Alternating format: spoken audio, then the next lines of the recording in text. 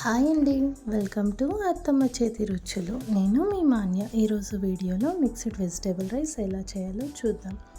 ముందుగా కుక్కర్ తీసుకొని 2 table spoons oil వేసుకున్నాను. హోల్ స్పైసెస్ 1 స్పూన్ తీసుకున్నాను. చక్కెర కొంచెం తీసుకున్నాను. 4 బిర్యానీ ఆకులు వేసుకున్నాను. ఒక పెద్ద కప్ అంతా ఆనియన్స్ కట్ చేసి స్లైసెస్ వేసుకున్నాను. 5 పచ్చిమిర్చి సెంటర్కి కట్ చేసి వేసుకున్నానండి. ఇదన్నీ మనకి బాగా డీప్ ఫ్రై అవ్వాలి. ఇదన్నీ ఫ్రై అయిన తర్వాత మనం ఇందులోకి 1 స్పూన్ జింజర్ గార్లిక్ పేస్ట్ వేసుకున్నాను. మళ్ళీ ఇది పచ్చివాసన పోయేంత వరకు ఇంకోసారి ఫ్రై చేసుకోవాలి. ఆ తర్వాత 1 కప్ టమాటోస్ యాడ్ చేసుకున్నాను. ఇది కానీ మనం స్లైసెస్గా కట్ చేసి వేసి బాగా ఫ్రై చేసుకోవాలండి. ఇక్కడ టమాటో అనేది బాగా మగ్గి ఇలా ఆయిల్ బయట వచ్చిన తర్వాత నేను ఇక్కడ 1 కప్ బీన్స్, పచ్చి బఠానీ, ఇంకా 1 కప్ పొటాటో తీసుకున్నాను. ఇంకా గోబీ కానీ 1 కప్ తీసుకున్నాను. ఇప్పుడు క్యాప్సికమ్ 1 కప్ తీసుకున్నాను.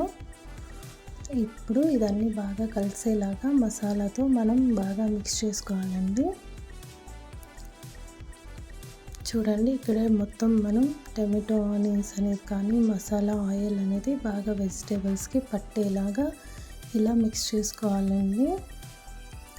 చూడండి ఎంత బాగా బాయిల్ అవుతుందో. ఇలా బాయిల్ అవుతున్నప్పుడే మనం ఇందులోకి టేస్ట్కి సరిపడా సాల్ట్, ఇంకా 1/2 స్పూన్ పసుపు తీసుకున్నాను. 1 స్పూన్ ధనియా పౌడర్ యాడ్ చేసుకున్నాను.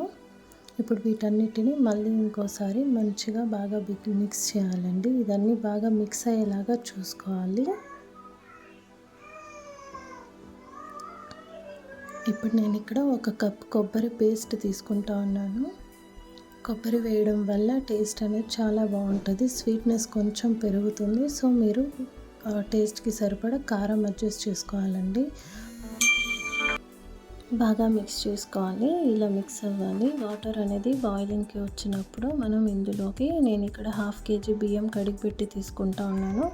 మనం కాసేపు ఓపెన్లో ఉడికించినట్లయితే వాటర్ కన్సిస్టెన్సీ అనేది కొంచెం తక్కువ అవుతుంది. కాబట్టి రైస్ అనేది పలుకుగా వస్తుంది. అంతేనండి, ఎంతో టేస్టీ అయిన మన మిక్స్డ్ వెజిటేబుల్ రైస్ అనేది రెడీ అయిపోయింది. Please subscribe my channel.